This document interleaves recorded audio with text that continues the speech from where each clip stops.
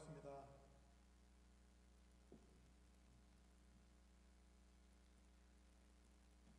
오늘의 전체적인 주제가 인간의 존엄성에 관한 내용입니다.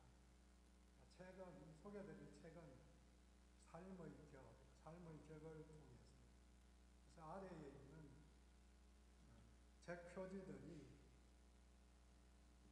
왼쪽에서부터 맨 처음 그 저자인 페터 비에리가 독일 사람이기 때문에 독일어로 쓴 것, 불어로 번역한 것, 영어로 번역한 것, 스페인어로 번역한 것을 잠깐 보여드렸습니다.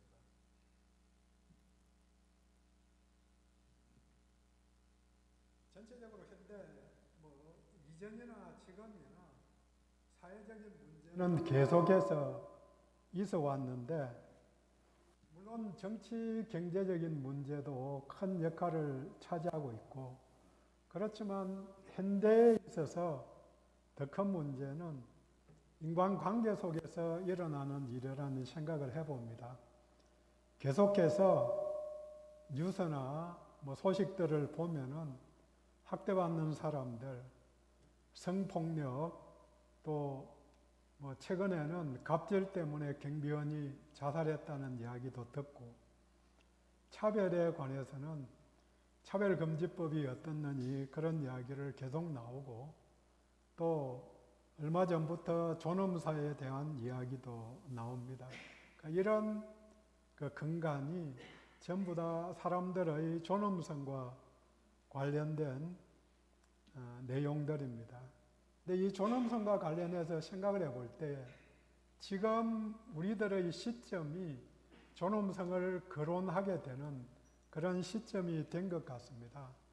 그러니까 국가의 사명에 대해서 일반적으로 이야기를 할 때 흐름 자체가 맨 처음 먹고 사는 게 중요한 문제이기 때문에 경제 발전에 대해서 관심을 갖고 국가는 국민들이 먹고 살 수 있게 만들어 줘야 합니다. 그런 면에서 저개발국의 과제는 경제 발전이고, 이게 어느 정도 먹고 살만해지면 중진국의 과제로 넘어가는데, 법치, 민주주의가 이루어지는 것. 근데 이 절차에 따라서 우리나라도 경제 발전에 의해서 먹고 살만하게 국민소득이 올라가고, 그 다음 민주주의가 어느 정도 가시적으로 드러나니까 선진국들의 과제로 넘어가게 된 것 같습니다. 이런 면에서 최근에 인권에 대한, 인간의 존엄성에 대해서 국가적인 관심을 갖게 되고, 사람들도 여기에 훨씬 더 관심을 갖게 되었습니다. 이 면에서 생각해 보면은 근원적으로는 인간의 존엄성이 기초를 형성하고 있고, 그 위에 인간의 권리, 인권에 관해서 토의를 하고 생각을 하게 되는 것으로 봅니다. 그래서 오늘 소개해드릴 책이 제목이 삶의 격, 그 다음 부제가 존엄성을 지키면서 살아가는 방법, 이렇게 부제가 달려 있는데요. 제목들 독일어로 2013년에 나오고, 우리말로 옮겨서는 그 다음 해에 2014년에 발간이 되었습니다. 영어로는 미국에서 2016년에 발간이 되었는데, 독일어 자체를 제가 독일어는 잘 못하지만 그냥 번역을 해보니까 삶의 격, 이거는 좀 밑에 적혀 있지만 격조나 품격, 이건 좀 어려운 말 같고, 삶의 본성, 인간의 본성, 이런 쪽이 제목에 가까운 것 같고, 그 다음에 부제로는 우리말로는 존엄성을 지키며 살아가는 방법, 이렇게 적었지만 원래 제목에 맞게 인간 존엄성의 다양성에 관해서 책들이 내용이 전개되는 것을 볼 수 있습니다. 그러니까 존엄성을 여러 가지 측면에서 볼 수가 있고, 그게 다 얽혀 있다, 이렇게 이 책은 이야기를 합니다. 페터 비에리는 스위스 베른에서 출생해서 영국과 독일에서 뭐 다양한 철학, 고전 언어학, 인도학, 영어학 이런 것들을 공부를 하고, 그래서 연구 분야는 철학적 심리학, 인식록, 윤리학 등을 연구를 했습니다. 그래서 인문학 쪽 여러 부분에서 공부를 많이 하고 뭐 강의를 하고 있는 사람인데, 그 왼쪽 밑에 보면은 필명이 파스칼 메르시아라는 그런 이름으로 소설을 여러 권 썼습니다. 그러니까 소설을 쓰고 그 다음에 삶의 계기나 자기결정, 자유의 기술, 교양 수업 이런 철학 서적을 쓰는데, 이분의 특징이 철학을 에세이식으로 썼다는 거죠. 그래서 누가 딱딱하게 학문적으로 접근한 게 아니고 철학적인 주제를 갖고 에세이식으로 썼기 때문에 보면은 재밌다, 그냥 쉽게 읽을 수 있다, 이런 측면이 많은 것 같아요. 그래서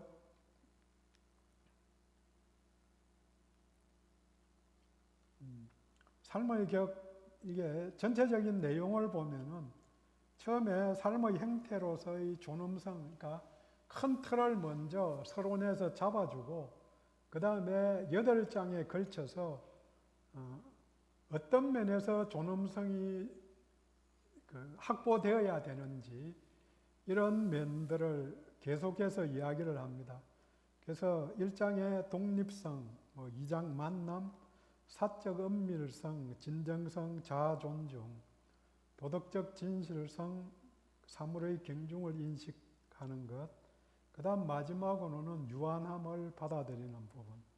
그래서 내용을 조금 제목 가지고 소개를 잠깐 해드리면은, 전체적인 내용 속에서 그 존엄성의 기초, 근간이 되는 존엄성이 독립성입니다. 그러니까 독립성이 확보가 되고 이걸 기초로 해서 나머지 존엄성이 확보가 되게 되는데요.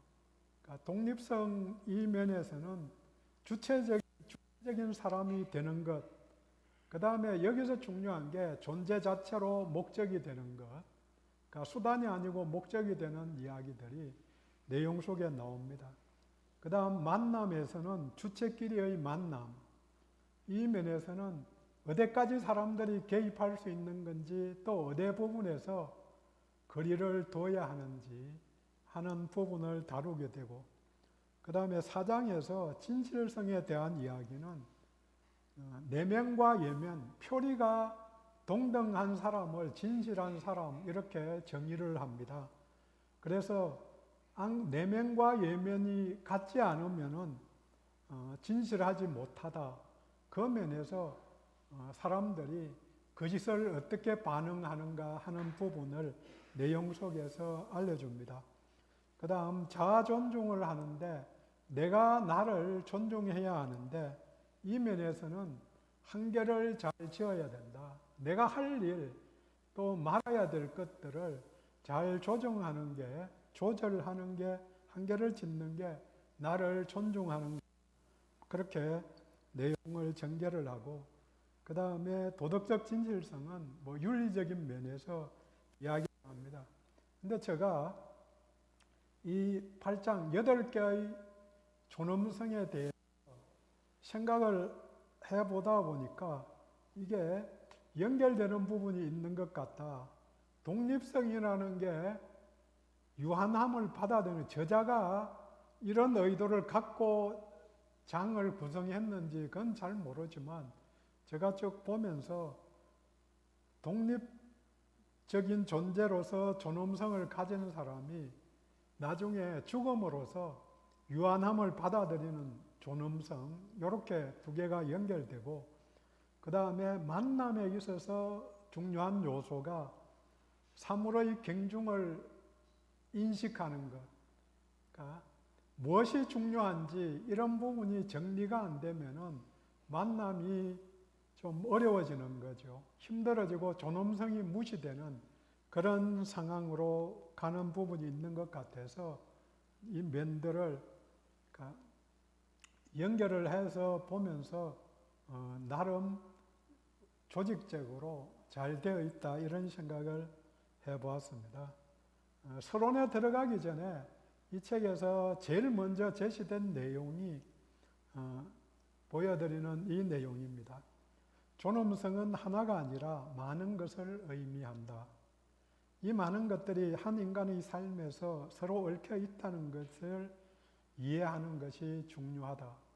그래서 8가지 존엄성 이야기가 나오는데 이 내용들이 다 얽혀 있는 거죠. 그래서 하나만 문제가 될 때, 그러니까 존엄성이 파괴될 때 하나만 문제가 되는 게 아니고 다른 요소들도 얽혀 있기 때문에 문제가 된다.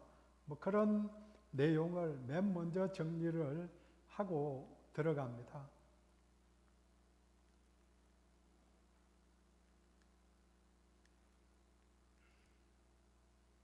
그래서 서문 속에서 존엄성이 어떤 관계 속에서 형성되는 건가?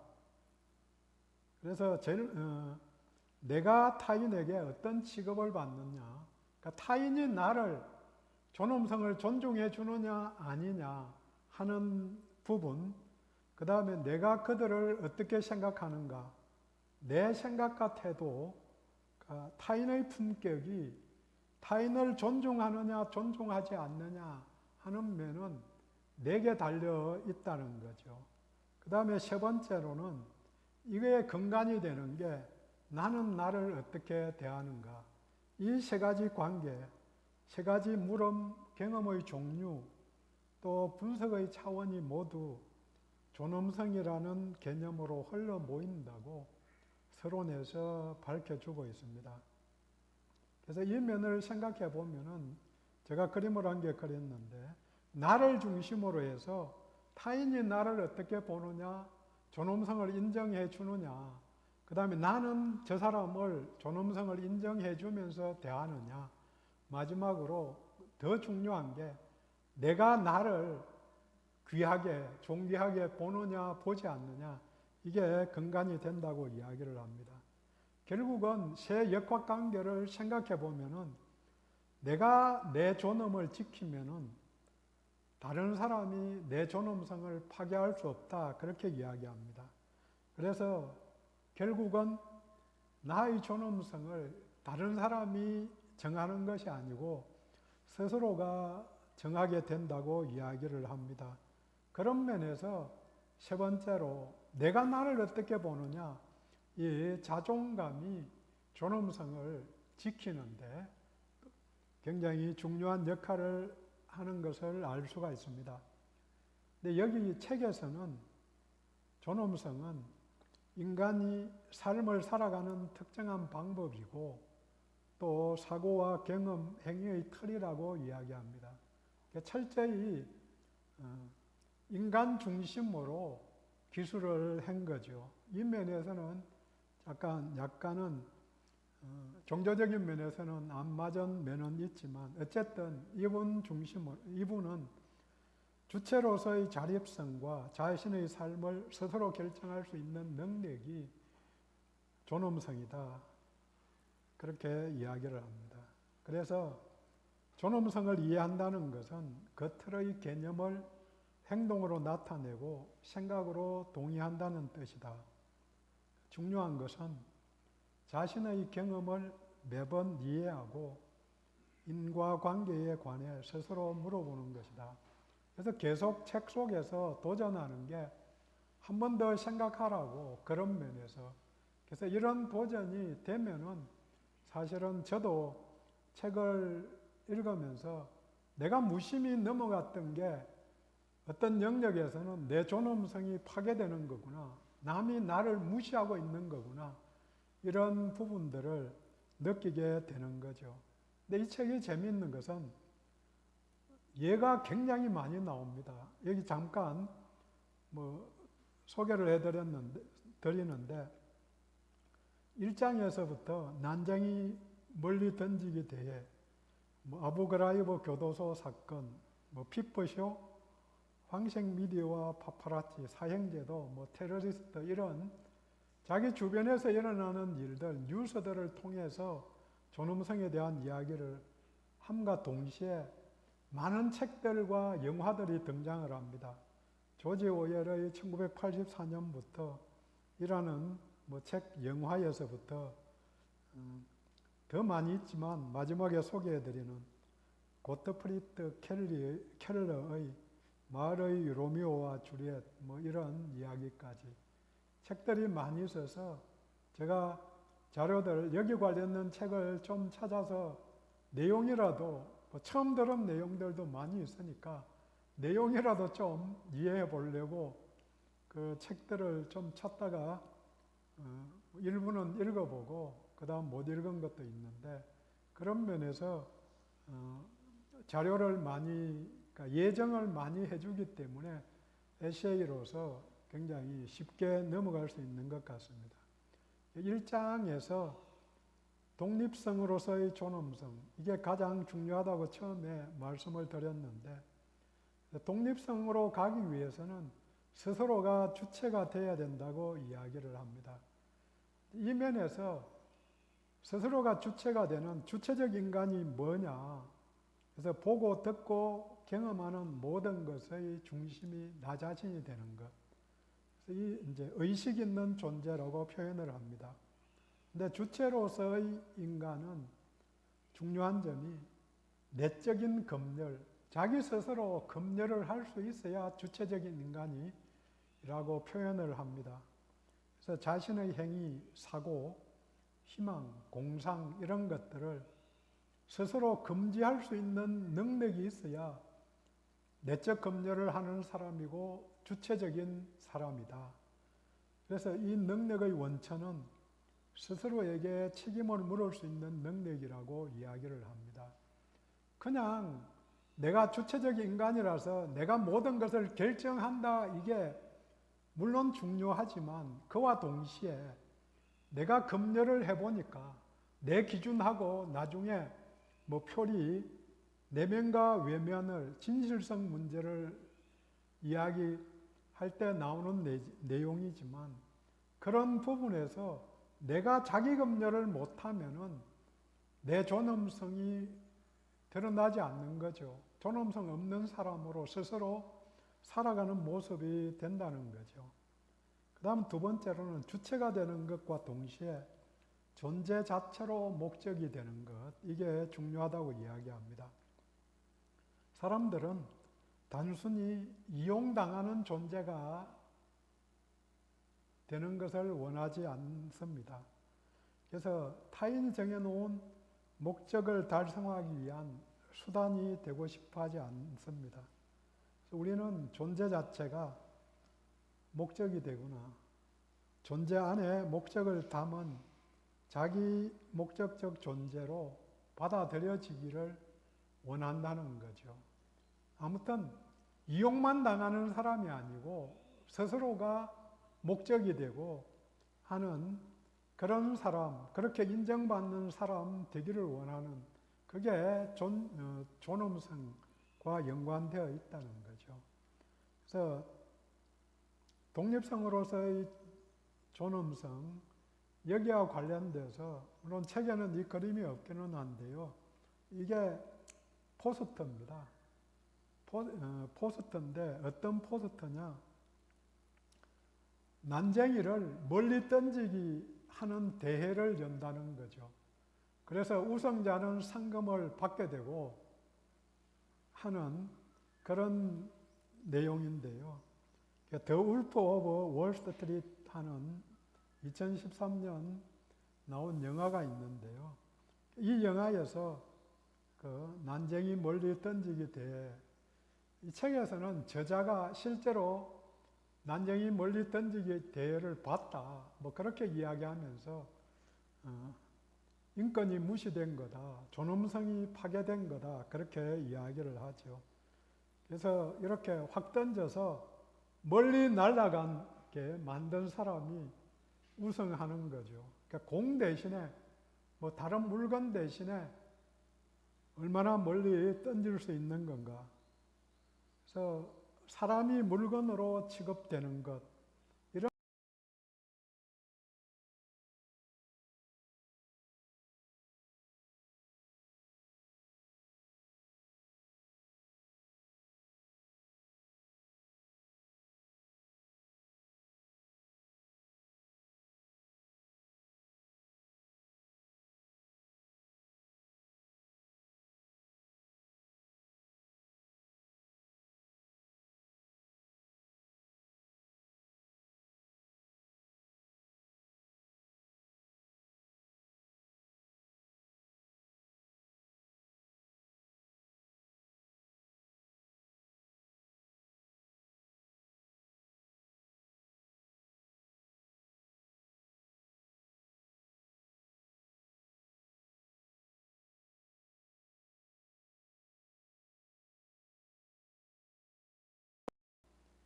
개인이 마음대로 할 수 있는 것, 그 이상의 무엇이다. 이렇게 정리를 합니다.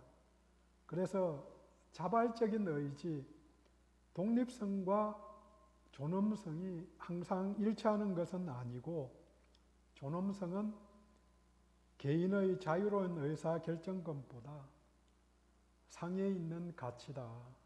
그래서 누구나 자신의 존엄을 마음대로 던져서는 안 된다. 그렇게. 그러니까 법에서 이게 이제 문제가 되니까 금지를 시키거든요. 그런데 재밌는 게 프랑스의 한 난쟁이가 청원을 해요, 유엔에.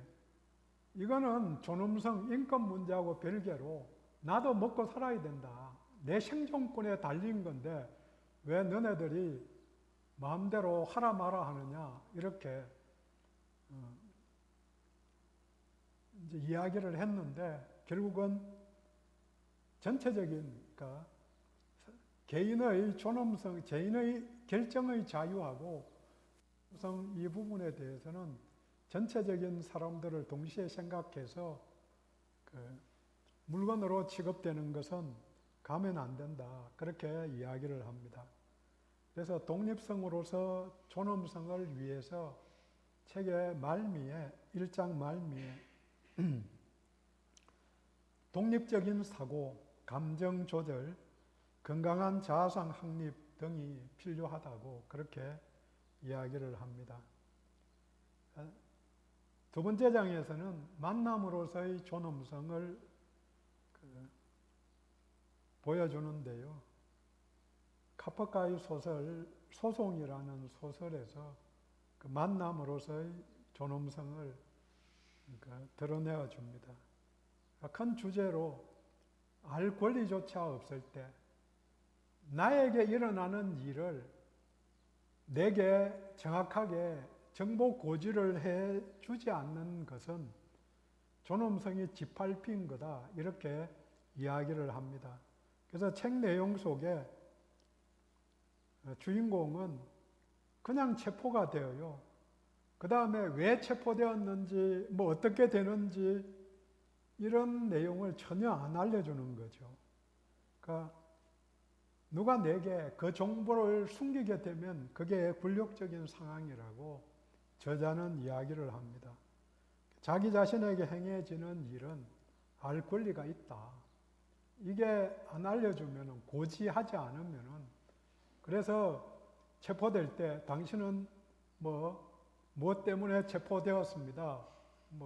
변호사를 선임할 수 있고, 이런 권리를 알려주는 게 존엄성하고 관련이 있다는 거죠. 이유를 명료하게 알려주는 것. 또 다른 면에서는 기차가 섰는데 왜 기차가 섰는지 이걸 안 알려줬다. 이것은 존엄성이 무시된 거다. 이렇게 표현을 하는 거죠. 이런 면에서 너무 삶을 저 개인적으로도 너무 쉽게 그런 문제 그냥 일어날 수 있는 거지, 알려주든 안 알려주든 좀 있으면 문제가 정리가 될 거고 어련히 때가 되면 알려주겠지 이렇게 생각했지만, 그 저자는 내게 일어나는 일에 대해서는 다 내가 정보를 알 필요가 있고 또 그게 안 알려주는 것은 내 존엄성을 무시한 거다. 그렇게 이야기를 합니다. 이런 면에서 만남으로서의 존엄성에 대한 두 번째 주제가 동정이라는 주제, 다른 사람들을 불쌍히 여겨서 도와주는 부분에 있어서 존엄성을 인정하느냐, 인정하지 않느냐 연결이 된다고 이야기합니다. 그러니까 동정하는 말이나 도움이 굴욕과의 경계를 건드릴 위험성이 있다. 그러니까 다른 사람을 동정하는 것은 그 사람을 왜소하게 만들 수 있다고 이야기합니다. 그래서 무시받는 것처럼 느낄 수 있다. 실제로 다른 사람들을 도울 때 아예 모르는 사람들을 돕는 것은 문제가 된 적이 거의 전 잘 모르는데 거의 못 느껴봤는데 가까운 사람을 도울 때는 이게 문제가 될 소지가 있는 걸 많이 느낍니다. 그래서 사람을 도와주고는 돈도 쓰고 사람도 잃고 이런 문제들이 생길 여지가 있는 거죠. 나는 선한 뜻으로 도와줬는데 받는 사람은 굴욕으로 자신을 왜소하게 만든다고 생각을 한 거죠. 그 다음 상대방을 깔보는 것도 문제지만 그러니까 그 존엄성을 무시한 거지만 인정해야 되는 것을 인정하지 않는 것도 존엄성을 훼손한 거다. 그렇게 이야기를 합니다. 제가 이 책 속에서 재미있게 본 게 이별에 있어서 존엄성이 필요하다. 그래서 이별의 존엄성은 저자는 인정과도 깊은 관계가 있다고 합니다. 그가 무슨 일을 했는지 인정해주고, 그 다음 이런 면에서 관대해질 필요가 있다. 그래서 관대함은 상대방이 내게 어떤 의미를 가진 존재가 되어 주었던 그 사실에 대해서 감사의 표현이라고 이야기합니다. 이 관대함은 자아성찰을 통해서만 이루어질 수 있다고. 그러니까 헤어질 때도 잘 헤어져야 하는 거죠. 할 수 있는 한 우리 모두 서로에게 최선을 다했음을 인정하는 것, 그 다음 상대의 미래를 축복하는 이별, 그런 이별이 존엄성이 있는 이별이라고 그렇게 표현을 합니다. 결국 이게 나중에 유한함하고 그러니까 죽음에 앞선 그 존엄성도 그 연결되는 내용임을 알 수가 있습니다. 세 번째 주제가 사적인 은밀함을 존중하는 존엄성. 여기서는 필립 클로델이 쓴 열쇠 소리, 열쇠 꾸러미 소리라는 책을 소개하는데요. 필립 클로델이 교도소 자원봉사자로 교도소 방문한 이야기를 합니다. 근데 자기하고 상담하고 이야기한 사람 중에 여재수가 용변을 볼 때 열쇠 구명을 통해서 자기를 보는 사람이 인기척을 느끼는 거죠. 그러니까 그 사적인 공간, 이게 보장이 안 되니까 이 사람이 스트레스를 받고 그 다음 요실금이 생기고 이런 내용이 나오는데 나중에 그런 인기척이 사라지니까 낫게 되었다는 그런 이야기를 합니다. 인간에게 필요한 최소한의 사적 영역이 있는데 그 영역을 누구도 절대 침입해서는 안 된다 이렇게 이야기를 합니다. 그러면서 에드워드 올비의 희곡인 누가 버지니아 울프를 두려워하라 하는 내용을 소개합니다. 이것도 영화로도 만들어졌는데요. 내용을 보면은 결혼 생활을 오래 한 부부가 다른 사람들을 초대해서는 두 사람만 알고 있는 은밀한 이야기를 거기서 까불리는 거죠. 그래서 서로 상대방에게 상처를 주고 굴욕감을 주기 위해서 그런 이야기를 하는 거죠. 두 사람의 관계가 그들만 알고 있을 때에는 문제가 되지 않는데 제3자에게 알려졌을 때에는 존엄성이 훼손된 것이라고 이야기를 합니다. 그래서 인간의 존엄성은 나만 알아야 되는 것, 그러니까 비밀이 있다는 거죠. 남이 알아도 되는 것을 구분하는 욕구가 있는데 이 면에서 사적 공간, 마음속이든 뭐 실제로 현실 속이든 사적 공간이 있어야 된다고 이야기를 합니다. 그래서 이 사적 공간을 통해서 다른 사람들의 시선으로부터 보호받기를 원하는 두 가지가 있는데, 하나는 내 약점을 은폐하는 것. 누구나 약점이 있는데 치부, 보여주고 싶어 하지 않는 그런 게 있기 때문에 그걸 드러나지 않기를 원하는 것. 그 다음에 이 영역을 통해서 나와 타인의 구분 지으려는 그런 생각이 있다는 거죠. 이 면에서 내 결함이 폭로가 되면 무력감을 느끼게 되고 이게 파괴적으로 바뀐다는 거죠. 이런 면에서 서로가 서로의 간격을 유지해야 된다. 그게 나와 타인의 존엄성을 지키는 방법이라고 이야기를 합니다. 이 면에서 생각해 보면은 범죄 예방이라는 측면하고 사생활 침해 이런 측면에서 CCTV가 뭐 숫자로 적어놨지만 굉장히 많은 거죠. 최근에는 뭐 차에 블랙박스 없는 차가 거의 없다고 이야기를 합니다. 그래서 자동차 등록된 게 2,400만 대인데 90% 정도, 그러니까 2천만 대가 블랙박스가 있기 때문에 내가 지나가는 게 블랙박스에 다 찍히는 거죠. 뭐 어디서든지. 그래서 자아 존중 뭐 이런 부분에서 어디까지 허용될 거냐 뭐 이런 것들이 존엄성하고 관련돼서 중요한 문제가 되는 것 같아요.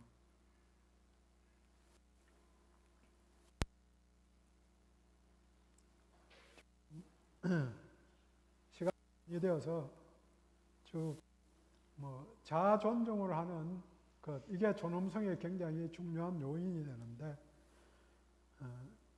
내가 나를 존중하는 이 존엄성을 지키려면 한계를 짓는 게 유용한 방법이라고 이야기를 합니다. 그러니까 내가 허용할 수 있는 한계를 정해놓는 거죠. 사적 공간 이런 측면에서도 사람들이 대화할 때 친밀한 관계는 뭐 몇 센치 이내에 들어와도 괜찮지만 가깝지 않은 사람이 가깝게 붙으면은 부담을 느끼는 이야기는 많이 듣게 되는데요. 한계를 짓는 것. 그게 자아 존중, 나를 스스로 존중하게 만드는 거죠. 그 다음 7장에서 사물의 경중을 인식하는 존엄성. 그래서 균형을 잃지 않은 게 중요한데, 고트프리트 켈러가 지은 마을의 로미오와 줄리엣이라는 이런 단편 소설인데요. 물론 이제 이분은 신문에 난 뉴스를 보고 두 남녀가 자살한 이야기, 그걸 보고 이 내용을 이제 적었다고 그렇게 이야기합니다. 두 이웃이 살았는데 뭐 십수년간 굉장히 이제 가깝게 잘 지낸 거죠. 근데 이 사람들이 밭이 있는데 이 밭이 딱 붙어 있지는 않고 밭 사이에 황무지가 있었습니다. 그 다음 이제 황무지를 경계로 해서 두 사람의 밭이 있었는데 이 황무지를 이용하는 부분 뭐 이렇게 이제 문제가 되어 가지고 서로 조금씩 차지하고 그걸 한 사람이 불화를 받고 그러면서 내 것 내놓아라 이렇게 하면서 이제 법정 소송으로 들어가고, 실제로 시작은 아주 작은 건데 그 황무지 그 값도 얼마 되지도 않고 그 다음에 뭐 내어놓아도 아무런 문제가 없고 그 다음에 양보를 해도 문제가 없는 그런 부분인데 이게 법정 다툼으로 가면서 감정의 골이 점점 깊어지고 그러면서 결국은 소송 비용 감당하는 문제, 그 다음에 관계 나빠져서 스트레스 받은 문제, 그렇게 하면서 한 사람 부인이 먼저 죽고 뭐 이런 이제 이야기들이 쭉 전개가 되면서 둘 다 파산을 합니다.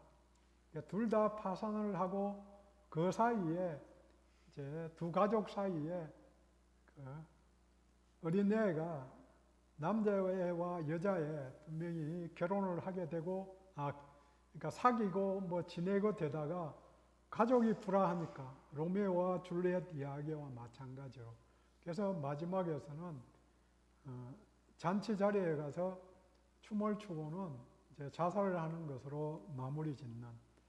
그래서 전체적인 균형 감각을 잃지 않은 것, 이게 굉장히 중요하다. 황무지 문제는 아주 사소한 건데 어떻게 보면 뭐 중요한 부분이 있기는 하지만 여기서 파산으로 가고 두 집 다 그 다음 원수같이 지내고 하는 것까지 가게 되는 그 과정에 이제 그 중요한 것, 중요하지 않는 것, 이것을 구별하는 게 필요하다.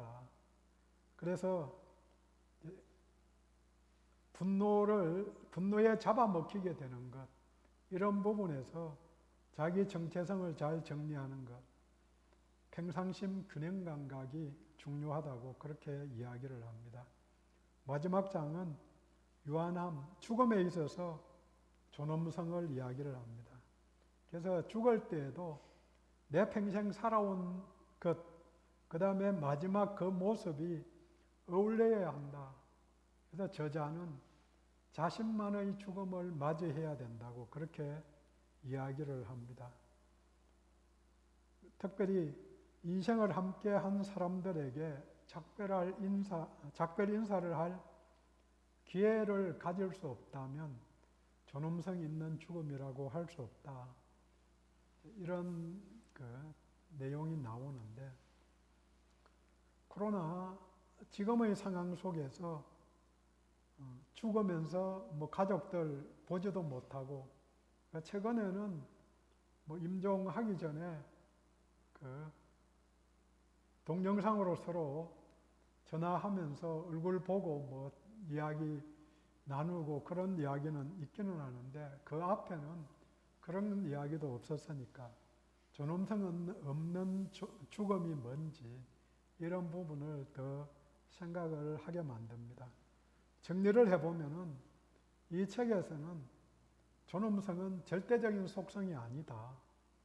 내 삶의 방식, 자립성, 진실성, 가치 있는 삶에 대한 기준을 바로 세워 나갈 때 드러난다고 이야기를 합니다.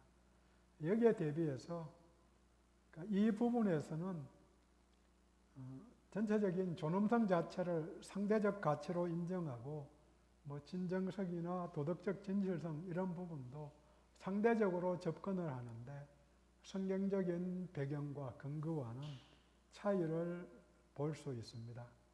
인간의 존엄은 당연히 인간이 가진 권리가 아니고 삶의 경험을 통해서 자기 것으로 만드는 것이라고 책은 이야기합니다. 그러면서 가만히 있는다고 얻어지는 게 아니고 또 지킬 수 있는 것도 아니고 존엄을 지킨다는 것은 내 것으로 만드는 것이라고 그렇게 마무리하면서 이야기를 정리합니다. 전체적으로 삶의 격에 대한, 존엄성에 대한 이야기를 많이 줄인다고 줄였지만 여러 장 이야기를 못 나눴는데 읽어보시고 충분히 토의할 만한 그런 내용이라는 생각을 해봅니다. 근데 이 내용을 보면서 맨 앞에 나와 있는 내용이지만 내가 나의 존엄을 지키면 타인이 파괴할 수 없다. 나의 존엄은 타인이 정하는 게 아니고 나 스스로 결정하는 게 된다고 책은 이야기하는데 그리스도인인, 기독교인인 우리들은 우리의 존엄성을 지키면서 어떻게 또 왜 하는 질문을 조금 대비해서 생각을 해보게 됩니다. 뭐 많은 이야기를 할 수 있지만 간단하게는 창세기 1장 27절 말씀대로 하나님의 형상대로 남자와 여자를 창조했고, 그런 하나님의 형상을 닮은 피조물이라는 것하고 마가복음 8장 36절 말씀대로 한 사람의 생명은 천하를 죽어도 바꾸지 못하는 귀한 존재다. 이런 면에서 토마스 아퀴나스는